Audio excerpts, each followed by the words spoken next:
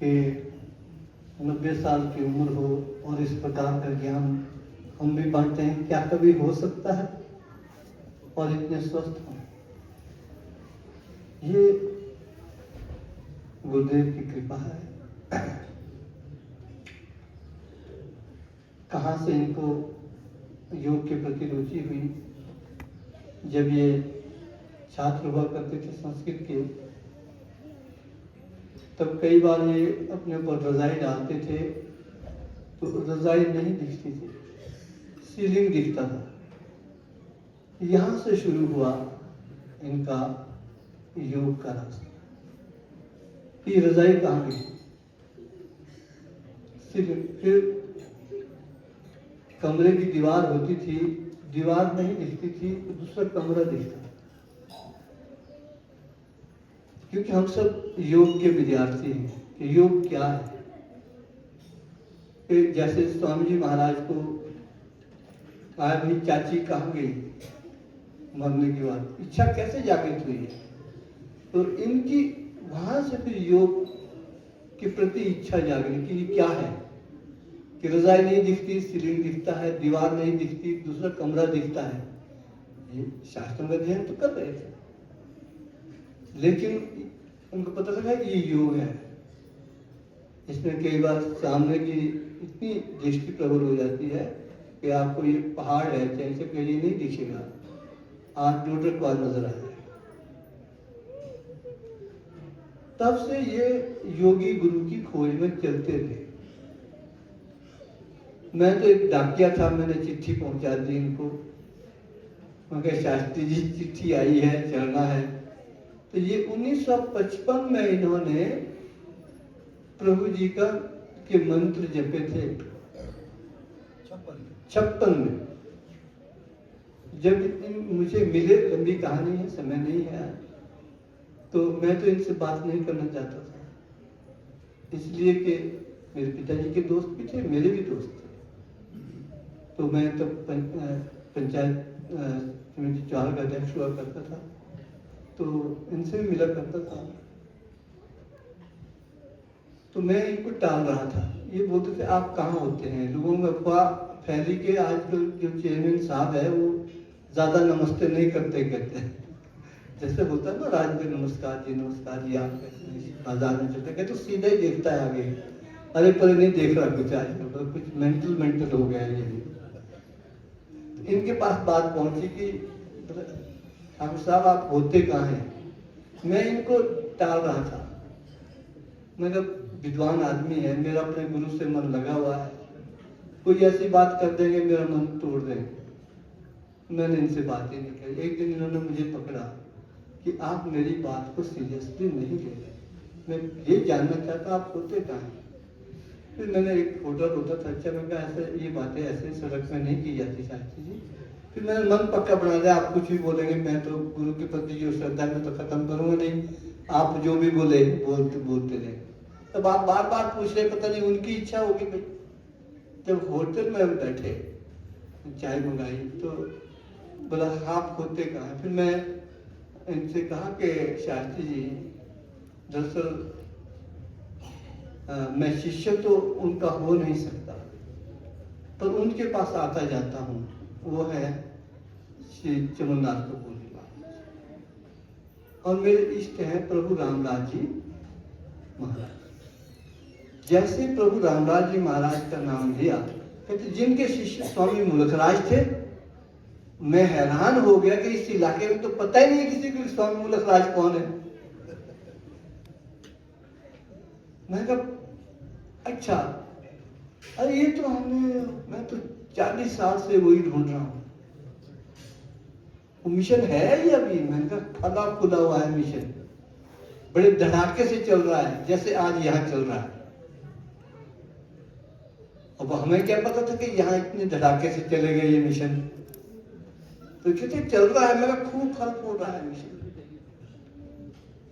अच्छा तो मुझे भी ले जाना। और उसी वक्त इन्होंने 1956 की याद किया वो भजन सुनाया, योगेश्वर प्रभु रामलाल का हम संदेशा लाए हैं, गफलत के नाते जो सोए उन्हें जगाने आए हैं, रोग भोग में उलझ उलझ कर जीवन अपना खोना ना, जीवन की अनमोल घड़ियां खोकर बाद में रोना ना। योगेश्वर तो रामलाल का हम संदेशा लाए हैं, गफलत के नाते जो सोए उन्हें जगाने आए। मैंने कहा ये तो मेरे को जगाने आ गए और इन्होंने मुझे भी जगा दिया, मैं भी सोया हुआ था कहीं। तो ये इस प्रकार से इनका रास्ता आरंभ हुआ। फिर दीक्षा इनकी यही हुई है गुरु कक्ष में, जिसको हम गुरु कक्ष, ये शांति कक्ष है जहाँ महाराज जी से गुरु कक्ष में यहीं पर दीक्षित हुए हैं। यहाँ से इनका सफर आगे बढ़ा और आज 90 साल की आयु में भी हमको ज्ञान देने के लिए चले आते हैं। कभी जब भी हम बुलाते हैं आ जाते हैं और रचनाएं कर रहे हैं गुरुदेव की। ग्वालियर जी ने भी की है, इन्होंने की है, वेदों पर किताबें महाराज जी के होते हुए लिखी है। और मैं जिनको बोल रहा था कि आप दोनों कॉपीराइट कर लो, तो पता नहीं क्यों नहीं कर रहे हैं, शायद क्यों ग्वालियर जी आप भी कॉपीराइट कर लेंगे उन किताबों का आपने लिखी है, गुरु जी के पास लिखी है शायद। क्योंकि नहीं ये नहीं करेंगे, क्योंकि ये जानते हैं कि गुरु जी ने कहा था कि योग को व्यापार नहीं बना, खतरा है। तभी महाराज जी कहते थे कि हम लोग अमेरिका जाते हैं, बोले वहां पर योग सिखाते हैं और योग के हम पैसे लेते कि क्या पेट की कमाई के लिए योग ही बेचने के लिए रह गया। महाराज कहते थे ना, कहते एक ऋषियों की विद्या है योग, कहते उसको बेचते हैं हम, ऋषियों के मुंह पर थूक रहे हैं। कहते यही रहा हमारे पास, कहते हैं पेट के अपने पेट पालने के लिए और कोई साधन नहीं है, ऋषियों का योग बेच रहे हैं। तो इसलिए मुझे विश्वास है ये नहीं बेचेंगे, ये कोई कॉपीराइट नहीं उन किताबों को करने वाले जो होशियारपुर आश्रम के लिए इन्होंने लिखी है, क्योंकि ये जानते हैं कि गुरुदेव योग को व्यापार नहीं समझते। इसीलिए हम इन विद्वानों के साथ रखे हैं।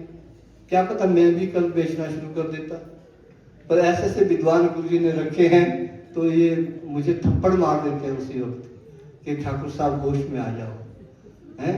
तो इनकी कृपा है, हम ये चाहते हैं कि ऐसे ऐसे विद्वानों का। संस्कृत कॉलेज 1974 में इन्होंने खोला था और ये मेरे पिताजी के दोस्त थे, तो वो तब पंचायत समिति के चेयरमैन हुआ करते थे। तो इन्होंने उनसे कहा आप हमारी मदद कीजिए। तो पहले 1974 में वहाँ की जो पेरेंट बॉडी है उसके अध्यक्ष मेरे पिताजी बने थे। सब दोनों ने वो कॉलेज आरंभ किया था। आज ग्वालियर जी जैसे वहाँ प्रिंसिपल होकर साहित्यकार बने हैं, प्रिंसिपल रहे उस कॉलेज के, आज वहाँ पढ़ा भी रहे हैं। तो ये हमारा सौभाग्य, क्योंकि महाराज जी योग और संस्कृत पर बड़ा जोर देते। आज हमारे पास इस क्षेत्र में अब संस्कृत कॉलेज के संस्थापक हैं, संस्कृत कॉलेज के प्रिंसिपल हैं और गुरु जी के शिष्य हैं। अब हमारे पास आए हैं सेंट्रल यूनिवर्सिटी गरली से, जो संस्कृत कॉलेज जानवा में पढ़े, क्या नाम है उनका, पंकज जी। आज हम इनके विचार सुनेंगे, जो प्रोफेसर है वहां पर, इन्हीं कॉलेज से संस्कृत के बहुत विद्वान हैं। और फिर दूसरे गुरु जी के शिष्य हैं इसी क्षेत्र से, अपने विशंबर दास जी प्रोफेसर, हिमाचल प्रदेश यूनिवर्सिटी में वो योग के प्रोफेसर हैं। लता भंडारी जी के साथ पटियाला में भी रहे हैं। ऐसे योग और संस्कृत के विद्वानों से ये जो धरा है रोहड़ू की, गुरु जी ने सिंचित की है। और हमें सौभाग्य के मुझ जैसे नादान और मूढ़ प्राणी को इनके चरणों में रहने का सौभाग्य प्राप्त। मैं अपने आप को बड़ा भाग्यशाली समझता हूँ, और आप जैसे लोग जो बहुत दूर दूर से कष्ट उठाकर हमारे जोड़ू वालों के उत्साह वर्धन के लिए आते हैं, हमारा हौसले को आप नीचे नहीं होने देते। ये कर्ज आपका, जिससे हम गुरु जी की जो शिक्षा है उसको ठीक ढंग से समझ सकें और उस पर हम आगे चल सके। अभी आरती होगी, आरती के बाद तो फिर